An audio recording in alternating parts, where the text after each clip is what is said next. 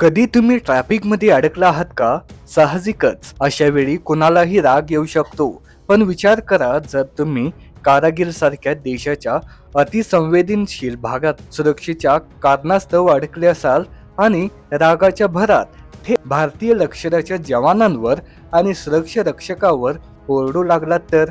तेही we R Gen Z, आम्ही असला फालतूपणा सहन करणार नाही असं म्हणत.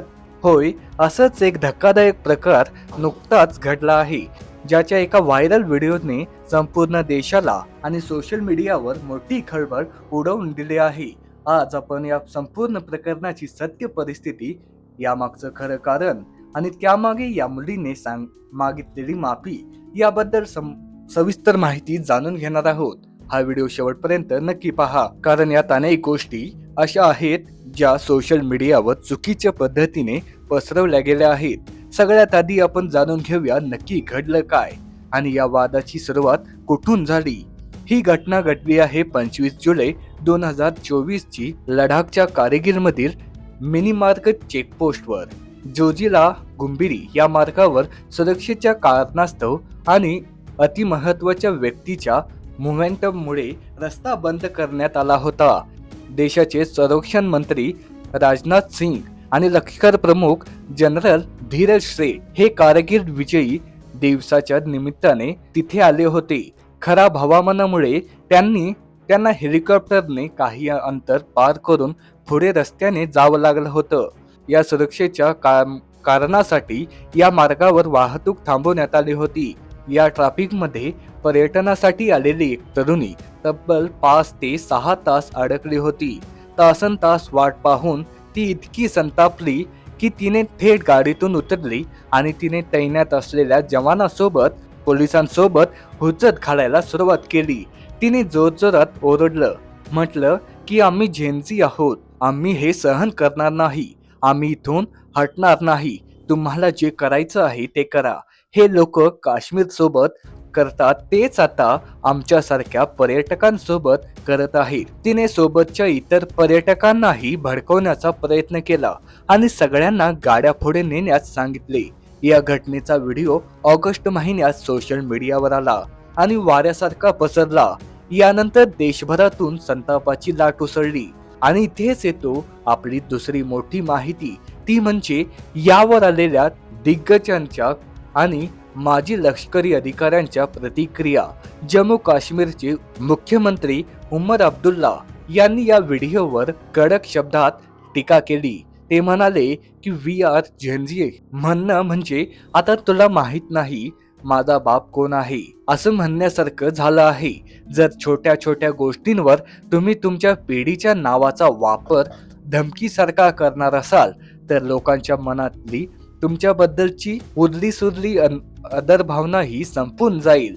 इतकंच नाही तर भारतीय लष्करांच्या अनेक माजी अधिकाऱ्यांनीही या तरुणीला खडे बोल सुनावले. या तरुणीने आम्ही टॅक्स भरतो, त्यातून तुम्हाला पगार मिळतो असं वक्तव्य केल्याचं व्हिडिओ दिसत होतं. यावर लेफ्टनंट जनरल KJL थिल्लन आणि इतर अधिकाऱ्यांनीही तिला अत्यंत नम्र पण कडक शब्दात आठवण करून दिली.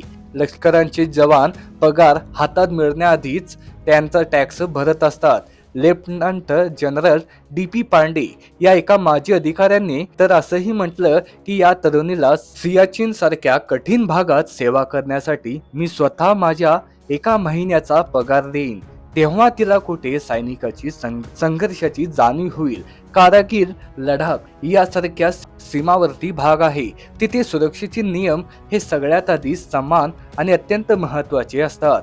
गुप्तचर माहिती, लष्करी ताफ्यांची वाहतूक आणि खराब हवामान यामुळे रस्ते बंद करावे लागतात. तिथे असा उत्कटपणा चालत नाही, कारण यातून सर्व पर्यटकांचा जीव धोक्यात येऊ शकतो. आता वळूया या प्रकरणातील तिसऱ्या आणि अत्यंत महत्त्वाच्या माहितीकडे, ज्यातून या मुलीची बाजू समोर आली.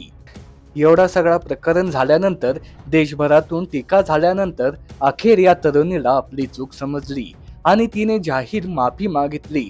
एका वृत्तवाहिनीला दिलेल्या मुलाखतीत ती म्हणाली की माझ्याकडून खूप मोठी चूक झाली आहे. मी भारतीय लष्करांचा मनापासून आदर करते आणि तिथे 5-6 तास अडकलो होतो. आणि मला आरोग्याच्या काही समस्या असल्याने मी खूप वैतागले होते. त्याच फ्रस्ट्रेशनमुळे माझ्या तोंडून जी ते चुकीचे शब्द निघाले. तिने एक मोठी स्पष्ट युक्ती अशीही दिली की तिने टॅक्स भरण्याबद्दल जे काही म्हटलं होतं ते भारतीय सैन्याला उद्देशून नव्हतं, तर तिने असलेल्या स्थानिक पोलिसांना उद्देशून होतं, ज्यांनी गेटला थेट कुलूप लावून पर्यटकांना अडवून ठेवलं होतं. ती म्हणाली, आम्ही काय चोर आहोत का, ज्यांना तुम्ही असं कुलूप लावून डांबून ठेवलं आहे? असा सवाल मी पोलिसांना करत होते. तिने स्पष्ट केलं की अर्धा तास चाललेल्या संवादातून रागाचा भाग सोशल मीडियावर व्हायरल झाला आहे.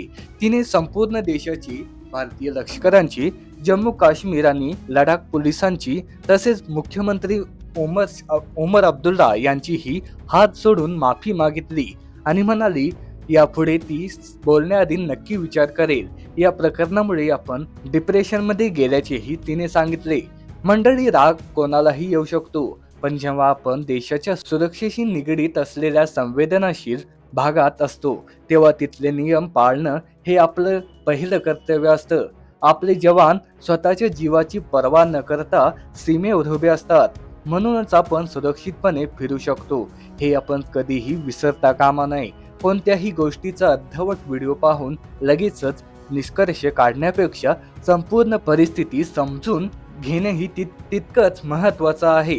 तुम्हाला या संपूर्ण प्रकरणाबद्दल काय वाटतं? त्या तरुणीचा राग परिस्थितीनुसार साहजिक होता की तिच्या वागण्याची पद्धत पूर्णपणे चुकीची होती? तुमचे विचार खाली कमेंट बॉक्समध्ये नक्की सांगा.